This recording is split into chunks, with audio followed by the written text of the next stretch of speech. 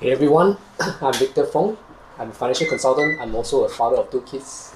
During the start of the circuit breaker measures here in Singapore, where the coronavirus is happening, and my son passed me this book to read. It says 52 Things Kids Need from a Dad by Jay Payleitner.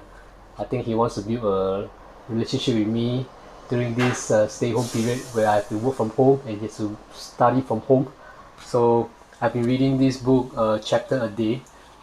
Today I'm ready at chapter 39. For chapter 1 to 38, I've actually recorded them in a series of YouTube videos. If you want to learn together with me as well, feel free to click on the subscribe button and check out the rest of the videos inside.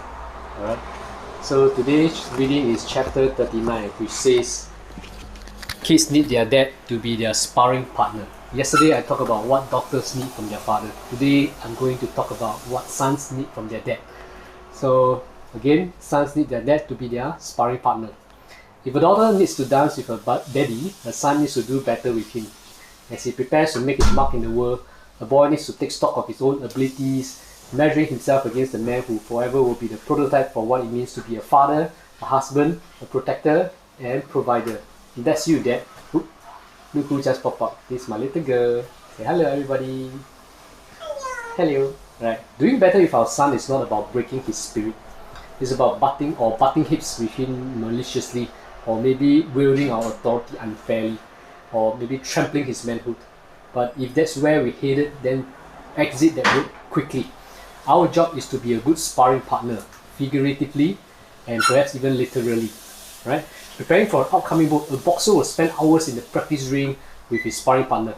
Their goal is not to do physical harm with each other, but instead is to hone their skills and get into the best physical shape possible and to discover their own best strategies for victory.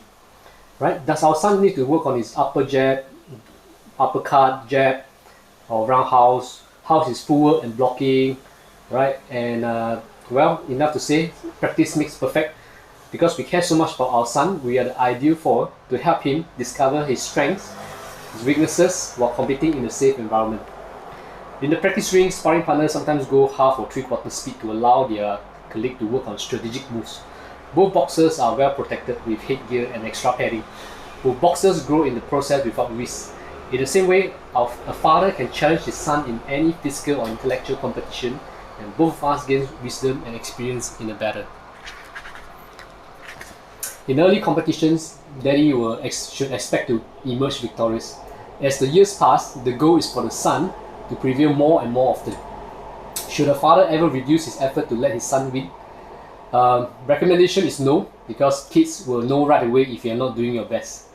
When they do eventually earn an authentic victory over their old man, they never know for sure, but the significance will be lost.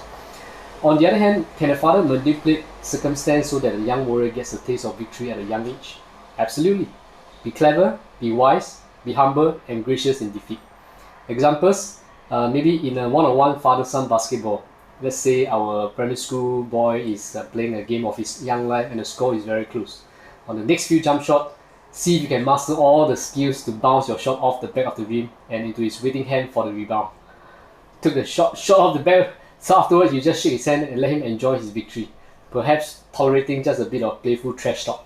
Just make sure you dominate in the next few games. You don't want him to get too cocky. In chess, if your son has been improving skills by playing with peers, then maybe he has earned the right to taste victory against daddy. Don't ignore your favorite strategies. Certainly don't accidentally leave key pieces unprotected. Instead, simply don't use all the weapons in your arsenal, including strategies you learned from the Russian chess master. See if our son rises to the challenge. Or in other words, go three-quarter speed, just like boxing, and see if our son rises to the challenge. Right? It takes real artistry to throw a game of chess without your opponent realizing it. So pick a competition, any competition. Sooner than we may anticipate, they will be beating our pants off. It's because our role as sparring partner, we can take a small credit for their improvement, but also because we play a key role in their development, it will be so much sweeter each time when they claim victory against one of their peers. So maybe for now, go ahead, dominate in ping pong, maybe in Scrabble. It's up to our son's advantage if we catch more fish, hit a golf straighter drive, stack a higher house of cards. As long as we can outperform him, do it. It will give the young man something to shoot for and a reason to keep asking you to play. Just don't forget to celebrate when he passes you by. By the way, none of this applies to video games. Not once will you beat him unless he lets you. Well, key takeaway. Got a little boy, then be the kind of competitor you want him to be. Tenacious, spirited, honest, humble, courageous, willing to practice, eager to learn. Truth be told, all this goes for daughters as well, too. John D. Rockefeller says, I cheat my boys every time I get. I trade with boys and skin them, and I just beat them every time I can. I want to make them sharp. Wow, wise words. So right, that's it for chapter 39. I look forward to read you chapter 40 in my next video. Bye.